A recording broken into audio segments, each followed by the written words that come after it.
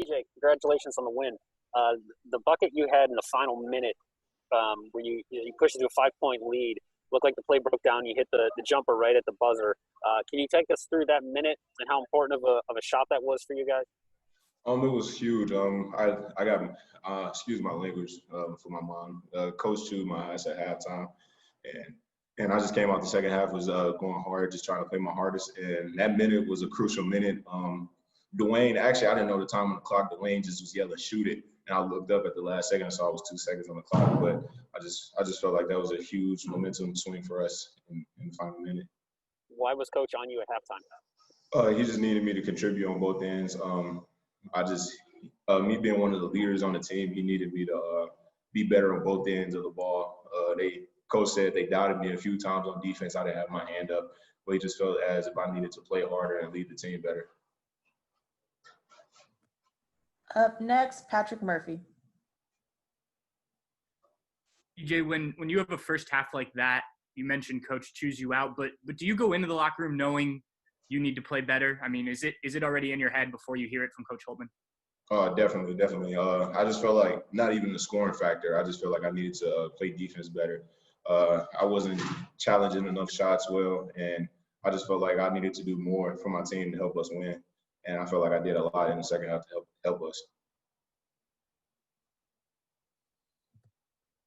Up next, Brendan Gulick. Hey, EJ, talk to me about the second half and why you guys were so much more effective shooting the basketball in the second half. You only turned it over twice in the second half, got to the free throw line a bunch. I mean, it almost felt like two different games with all these threes early and then a much more physical mindset late. Where was the difference for you guys? Just going in the locker room knowing what we need to do better. I felt like we were more connected. Everybody was picking me up, and I felt like I needed that. My teammates had my back no matter what. They just kept telling me to play I know how to play. And I was just telling everybody to keep shooting the ball, just being positive. And we came back out in the second half with a different mindset. Up next, Colin Hassel.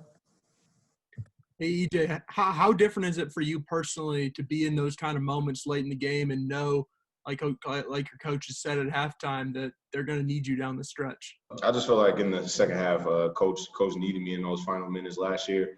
I was in the game at the end of the season for the final minutes sometimes, and I just had a feel of what that was like. And coach wanted me to be a leader this year and just being a leader on the court at that time and just picking everybody up. The guys on the bench picked us up, so I just felt like they needed me in that final moments. And final question, Stephen Hellwagon. Yeah, EJ, this was your first time out on the road, and certainly this is what it's going to look like when you go into Illinois and all those other places in the Big Ten later on. Just what do you think a win like this, gutting one out, is going to mean for you guys as you go forward? I feel like we needed to face adversity. We had a little bit of adversity against UMass Lowell, but I just felt like a bigger school on the road. I just felt like we needed that. We needed that for the Big Ten. That was a great game. Notre Dame was a good school, and they challenged us really well. And I felt like we fought through the adversity.